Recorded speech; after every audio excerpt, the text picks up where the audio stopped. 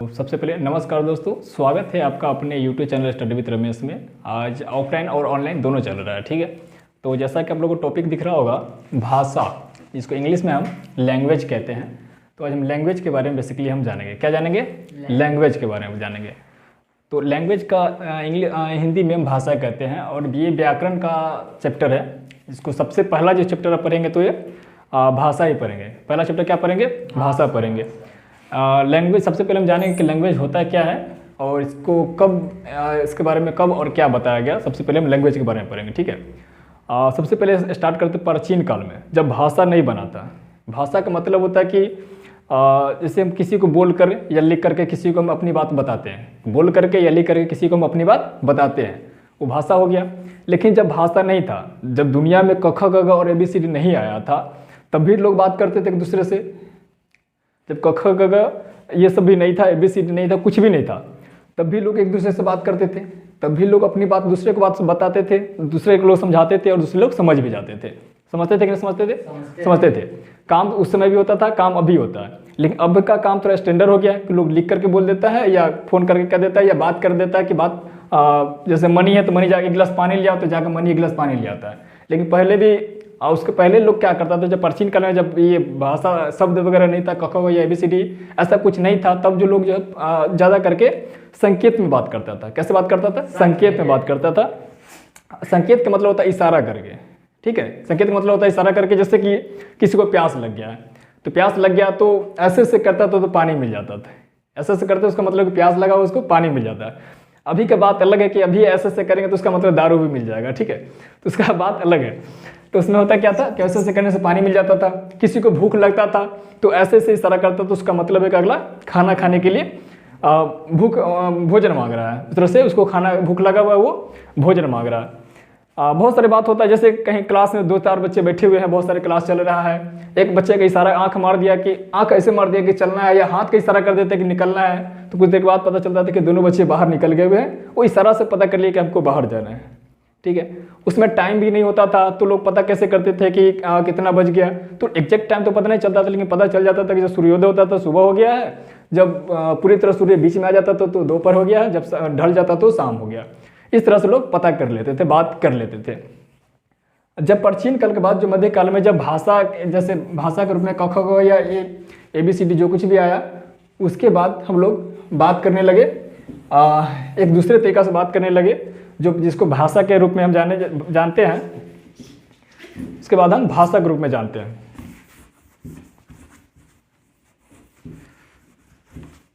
देखिए, सबसे पहले हम भाषा का परिभाषा देखेंगे कि भाषा का परिभाषा होता क्या है। भाषा का परिभाषा क्या होता है? भाषा की परिभाषा सिंपल सी छोटा बात हम ये जानेंगे कि एक ऐसी माध्यम जिसके द्वारा हम अपनी मन के भावों या विचारों को एक दूसरे के प्रति ट्रांसफर कर देना, या एक दूसरे को समझा देना, या एक दूसरे को बता देना, ऐसी चीज़ों को हम भाषा कहते हैं। क्या कहते हैं? हाँ, जैसे कि हम अपनी मन के भाव या विचारों को, भाव या विचारों, जैसे हमको एक गिलास पानी चाहिए, हम एक गिलास पानी हम अगले को या तो बोल देंगे कि जैसे कि नितेश एक गिलास पानी हमको ला दो, ठीक है। या हम यहाँ पर लिख देंगे कि नितेश हमको एक गिलास पानी चाहिए, ठीक है। लिख देने का मतलब ये होता है कि हम जैसे लिखे कि नितेश एक गिलास हमको पानी चाहिए, तो ये पानी को बिना बोले, हम चुपचाप कुछ बोले नहीं, हम यहाँ पर लिख दिए कि नितेश हमको एक गिलास पानी चाहिए। जो नितेश होगा वो नितेश एक गिलास पानी लेकर चला आएगा, है ना। इसमें हमको यहाँ पर बोलने की जरूरत नहीं पड़ेगा, सिर्फ हम लिख दिए तो ये क्या होगा कि ये जिसका नाम हम लिखे हैं वो खुद जा करके चला होता है। ये हमको हो जाता है, इसको हम कह देंगे कि लिखित रूप में हम लिख दिए, अगला समझ गया कि एक गिलास पानी लाना है, वो जा करके एक गिलास पानी ले आएगा। और लिखना, अगर जिस व्यक्ति को लिखना नहीं आता है, एक दूसरे तरीका है कि मौखिक भाषा, उसको मौखिक भाषा कहते हैं। जैसे हम बोल दिए कि जाओ मनी एक गिलास हमको पानी चाहिए, मनी जाएगा एक गिलास पानी लेकर आ जाएगा। इसमें हम क्या कि कहीं लिखे नहीं है, कहीं कुछ किए नहीं है, बस हम बोल दिए हैं, आप जा करके एक गिलास पानी लिया है। बात इतना समझ में आ गया। सबसे पहले हम यहाँ आप लोगों को लिख देते हैं, शॉर्टकट में लिख देते हैं भाषा का डिफिनेशन क्या होता है। भाषा का परिभाषा पहले सबसे पहले हम छोटे से शब्द में लिख देते हैं, आप लोग नोट कर लीजिएगा या हो सके तो स्क्रीनशॉट ले लीजिएगा, ठीक है। देखिए, भाषा हम लिखेंगे इसको छोटे से शब्द में, ऐसे माध्यम जिसके द्वारा जिसके द्वारा हम अपनी मन के भावों को एक दूसरे को बोलकर या कहकर, क्या लिखें, ऐसे माध्यम जिसके द्वारा हम अपने मन के भावों या विचारों को एक दूसरे को बोलकर या कहकर प्रकट करते हैं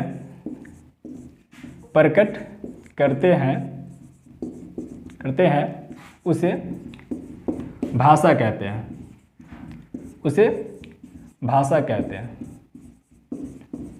ठीक है, ये सिंपल से डिफिनेशन हो गया। क्या चीज़ का? भाषा का डिफिनेशन हो गया ऐसे माध्यम जिसके द्वारा हम अपने मन के भावों या विचारों को एक दूसरे के प्रति लिख कर या बोलकर प्रकट करते हैं। ऐसी चीज़ों को हम क्या कहते हैं? भाषा कहते हैं। इतना क्लियर है? इसमें कोई दिक्कत नहीं। भाषा बहुत प्रकार के होते हैं। भाषा अलग अलग बहुत सारे प्रकार के होते हैं। कुल दुनिया में लगभग 9200 के आसपास टोटल भाषा है। ठीक है, तो सभी भाषा का अलग अलग प्रकार। जैसे हिंदी भाषा आप सुने होंगे। हिंदी भारत का राष्ट्रीय भाषा है। ये 14 सितंबर 1949 को 14 सितंबर 1949 को हिंदी को भारत का राष्ट्रीय भाषा बनाया गया। हिंदी विश्व का कुल तीसरा भाषा है। हिंदी जो है विश्व का सबसे ज़्यादा बोले जाने वाली तीसरा भाषा है। क्या भाषा है? तीसरा सबसे ज़्यादा बोले जाने वाली भाषा है। कौन सा? हिंदी है। ये 14 सितंबर 1949 को भारत का राष्ट्रीय भाषा के रूप में इसे बनाया गया। कब बनाया गया था? 14 सितंबर 1949 को बनाया गया। ठीक है, अब जानेंगे कि इसका प्रकार, भाषा का कितने प्रकार है। भाषा का मुख्य रूप से 2 प्रकार है। भाषा का मुख्य रूप से कितने प्रकार का भाषा होता है? 2 प्रकार का है। सबसे पहले लिखेंगे, पहला जो प्रकार है उसको कहते हैं मौखिक भाषा, जिसको इंग्लिश में कहते हैं ओरल लैंग्वेज कहते हैं। एक दूसरा होता है जिसको लिखित भाषा कहते हैं। एक दूसरा होता है जिसे हम लिखित भाषा कहते हैं, जिसको इंग्लिश में रिटन लैंग्वेज कहते हैं। क्या कहते हैं इसको? Written language. ठीक है, भाषा मुख्य रूप से 2 प्रकार का होता है। एक होता है लिखित भाषा और दूसरा होता है पहला होता है मौखिक भाषा, जिसको इंग्लिश में ओरल लैंग्वेज कहते हैं। दूसरा होता है लिखित भाषा, जिसको इंग्लिश में रिटन लैंग्वेज कहते हैं। अब मौखिक भाषा क्या होता है, लिखित भाषा क्या होता है, इसके बारे में हम विस्तार से चर्चा करने वाले हैं। ठीक है, मौखिक भाषा, सबसे पहले बात करते हैं मौखिक भाषा का कि मौखिक भाषा होता क्या है। मौखिक भाषा, जैसा कि आप लोगों को पहले समझ में आ गया होगा कि मौखिक भाषा एक ऐसी भाषा है जिसके माध्यम से हम एक दूसरे को बोल करके अपनी मन के भावों या विचारों को प्रकट करते हैं। जैसे आप लोग न्यूज देखते होंगे, न्यूज में कुछ लिखते नहीं हम लोग, कुछ लिखा हुआ पढ़ते नहीं है, सिर्फ हम सुनते हैं। ठीक है, सुनते हैं, अगला हमको बताता है, हम समझ में आ जाता है कि अगला क्या कह रहा है। कोई खबर न्यूज में अगला एंकर जो होता है वो पढ़ कर बताता है, हम समझ जाते हैं कि अगला क्या कह रहा है। जैसे रेडियो आप लोग सुनते होंगे, आप लोगों ने रेडियो सुना होगा कहीं पे। रेडियो में क्या होता है, हम बैठे रहते हैं, या तो गाना सुनाता है या कोई प्रोग्राम बताता है। हमको क्या है कि एक दूसरे के आवाज़ें सुन करके पता चल जाता है कि अगला क्या कह रहा है। ठीक है, तो वो सभी क्या हो गया, वो हो गया मौखिक भाषा का उदाहरण हो गया। क्या हो गया? किसी मोबाइल में फिल्म देखते हैं, मोबाइल में गाना सुनते हैं, या टीवी पर फिल्म देखते हैं, या टीवी पर गाना सुनते हैं, या न्यूज देखते हैं, या रेडियो सुनते हैं, ये सभी मौखिक भाषा का उदाहरण है। या हम किसी को बोल करके, जैसे हम बोले थे कि हमको जाओ 1 गिलास पानी ले आओ। ठीक है, जाओ 1 गिलास पानी ले आओ, तो हमको क्या है कि वो पानी मिल जाता है। तो वो क्या मौखिक भाषा के रूप में हम एक दूसरे को बोल करके हम अपने मन के भावों या विचारों को प्रकट किए हैं और हमारी बात को अगला समझ गया है, इसको मौखिक भाषा के रूप में लिखते हैं। अगर इसका हम डिफिनेशन लिखना पड़े तो हम डिफिनेशन लिख देंगे। डिफिनेशन इसका लिख ही देते हैं, इसको मिटा देते हैं। आप चाहते हैं स्क्रीनशॉट इसका ले सकते हैं। ठीक है,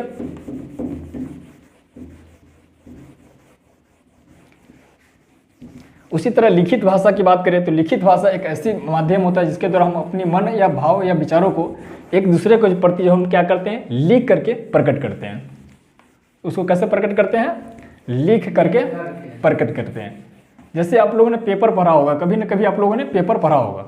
ठीक है, पेपर जो पढ़ते हैं उसमें क्या होता है, लिखा होता है, उसमें नहीं तो कोई बोलने वाला रहता है नहीं कोई पिक्चर होता है, उसमें ओनली लिखा हुआ होता है। हम पढ़ लेते हैं और हमको समझ में आ जाता है कि कहाँ पर क्या घटना हुआ है और क्या होने वाला है। ठीक है, सबसे पहले हम पहला लिख लेते हैं इसको, मौखिक भाषा। मौखिक भाषा, मौखिक भाषा। इसको सिंपल से लिख लेंगे, जैसे कि इसका परिभाषा लिख देंगे, छोटा सा परिभाषा लिखेंगे, ऐसे माध्यम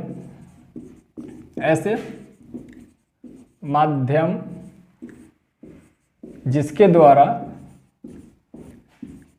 द्वारा हम अपनी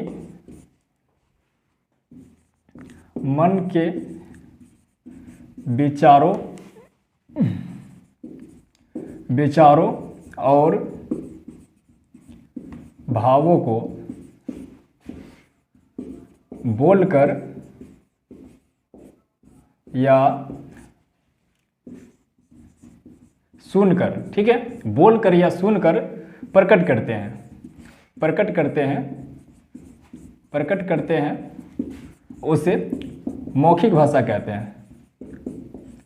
मौखिक भाषा कहते हैं, मौखिक भाषा कहते हैं। हम क्या बताएं कि ऐसी साधन, ऐसी माध्यम जिसके द्वारा हम अपने मन के भावों या विचारों को बोल करके प्रकट करते हैं, ऐसे माध्यमों को हम मौखिक भाषा कहते हैं। जिसका एग्जाम्पल के तौर पर अभी जस्ट हम बताए हैं, जैसे किसी को जैसे न्यूज़ देखना या टेलीविज़न पे क्या है कि न्यूज़ देखना या मूवी देखना या मोबाइलों में गाना सुना या रेडियो पे गाना सुना, ये सभी मौखिक भाषा का उदाहरण है।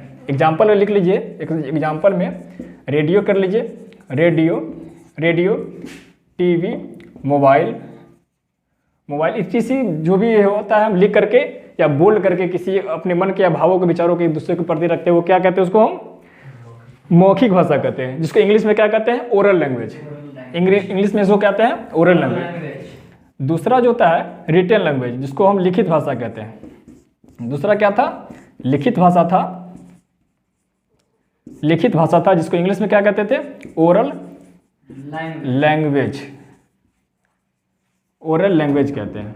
ओरल लैंग्वेज के बारे में फिर से थोड़ा सा जान लेते हैं। बेसिकली आपको जो सारा बात हम पहले कर चुके हैं। लिखित भाषा में क्या होता है कि हम अपने मन के भावों या विचारों को एक दूसरे को लिख करके प्रकट करते हैं। जैसे हमको एक गिलास पानी चाहिए तो हम यहाँ पर बोलेंगे नहीं। जैसे मान लेते हैं लिखित भाषा उसके प्रति ज़्यादा यूजफुल होता है जो मुंह से विकलांग होता है, ठीक है, जो मुंह से विकलांग होता है, जो मतलब बोल नहीं पाता है, उसको लेकर के, जैसे कि गांव घर में उसको बता वगैरह या कुछ कहते हैं। जैसे हमको पानी चाहिए तो हम लिख देंगे कि हमको पानी चाहिए, पानी लाओ, तो आपको पानी मिल जाता है। इस तरह जो भी प्रकट होते हैं, जो भाषा का यूज करके जो भी हम अपने कामों को सरल बनाते हैं, वो हमको क्या उसको क्या कहते हैं, वो लिखित भाषा के अंदर में आ जाता है। कैसे कहाँ आ जाता है, वो लिखित भाषा के अंदर में आ जाता है। जैसे आप कभी ना कभी आपने न्यूज़पेपर पढ़ा होगा, न्यूज़पेपर हिंदी, इंग्लिश और बंगला वगैरह बहुत सारे भाषा में आते हैं। तो सभी हम क्या बताएंगे, जैसे सभी भाषा अलग होता है, लेकिन वो सभी कुछ भाषा हम सुन करके यूज करते हैं या बोल करके यूज करते हैं, उसको मौखिक भाषा कहते हैं। जहाँ हम पढ़ते हैं, जहाँ पढ़ करके या लिख करके अपने भावों को प्रकट करते हैं, उसको हम लिखित भाषा के रूप में लिखते हैं। आइए इसका छोटा सा डिफिनेशन लिख लेते हैं, छोटा सा इसका डिफिनेशन लिख लेते हैं, किसका, लिखित भाषा का। लिखित भाषा का डिफिनेशन लिखेंगे, ऐसे माध्यम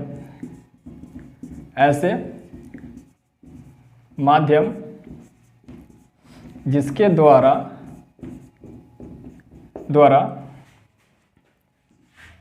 हम अपने मन के भावों और विचारों को, आप लोग अच्छे से लिख लेंगे, मन के भावों और विचारों को लिख कर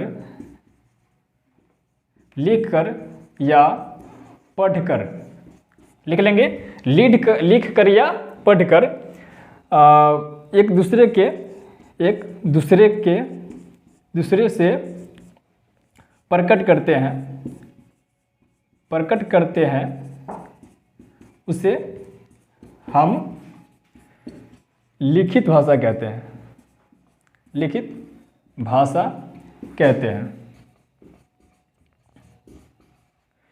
आप इसका एग्जाम्पल के तौर पे लिखना चाहें तो सबसे अच्छा जो एग्जाम्पल होगा, जैसे न्यूज़पेपर हो गया, जैसे समाचार पत्र कर लीजिए, इसको हिंदी में समाचार पत्र लिख लीजिए, समाचार पत्र हो गया।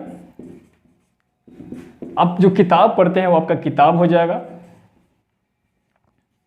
किताब। लेटर हो जाएगा, लेटर को इंग्लिश पत्र लिख लीजिए। तो हम क्या, जैसे कि यहाँ पे लिखित भाषा, अभी आप लोगों को बता रहे थे, लिखित भाषा को इंग्लिश में क्या कहते हैं, ओरल लैंग्वेज, ओरल नहीं सॉरी, यहाँ पे रिटेन लैंग्वेज लिख लीजिए। क्या होगा, written language, WRITTEN, written language कहते हैं ऐसे माध्यम जिसके द्वारा हम अपनी मन के भावों और विचारों को लिखकर या पढ़कर एक दूसरे के प्रति प्रकट करते हैं, उसे हम लिखित भाषा कहते हैं। इसका एग्जाम्पल के तौर पर आप लोगों को बताया है, जैसे कि समाचार पत्र, आप लोगों ने कभी न कभी पेपर पढ़ा होगा, और पेपर छोड़ लीजिए, पेपर मान लेते कि नहीं पढ़ा होगा, किताब तो पढ़ते होंगे आप लोग। तो किताब में जो लिखा हुआ रहता है उसमें कोई बोलने वाला तो होता नहीं है, हम पढ़ लेते हैं और समझ जाते हैं कि उसमें क्या कह रहा है, ठीक है। तो वो सबसे बेस्ट उदाहरण है वो लिखित भाषा का, जैसे रिटेन लैंग्वेज का। किताब हो गया, आप किसी को कभी न कभी लेटर लिखे होंगे, ठीक है, चाहे वो जैसा भी पत्र हो, मास्टर के पास हो या लड़की के पास हो, मतलब कहीं न कहीं लिखते होंगे या लिखे होंगे, ठीक है, या लिखेंगे। तो वो सभी क्या हो गया, उसमें हम अपने मन के भावों को पत्र में लिख करके एक दूसरे को दे देते हैं, वो हमारे मन के भावों को जान जाता है कि हम कह क्या रहे हैं उसमें, ठीक है। तो उम्मीद करते हैं कि आपको आज का सेशन आपको समझ में आया होगा। ये व्याकरण का, हिंदी व्याकरण का यह पहला लेक्चर है, जिसमें हम भाषा और उसके भाषा का जो टाइप होता है, जो मौखिक भाषा और लिखित भाषा होता है, ये आज आप लोगों को बीच खत्म कर दिए हैं। इसके बाद जो अगले वीडियो आएगा उसमें हम इसके आगे पढ़ेंगे लिपि क्या होता है, इसका भाषा क्या होता है, और उसके बहुत सारी बातें जो पढ़ने वाले हैं। उसके बाद हम व्याकरण स्टार्ट करेंगे, संज्ञा वगैरह हो गया, सर्वनाम हो गया, विशेषण हो गया, जो भी सारी बात है उसके बाद हम इसके अगले वाला वीडियो में कोशिश करेंगे कि डालेंगे। तो कैसा लगा आज का वीडियो आप लोग कमेंट करके जरूर बताइएगा, और चैनल पर नए हैं तो प्लीज़ चैनल को सब्सक्राइब कर लीजिएगा, जिससे कि डेली का नोटिफिकेशन या जो भी वीडियो अपलोड होगा उसका नोटिफिकेशन आप लोग को मिस नहीं कर पाएंगे। तो तब तक आज के लिए इतना ही, मिलते हैं अगले वीडियो में, तब तक के लिए जय हिंद, जय भारत।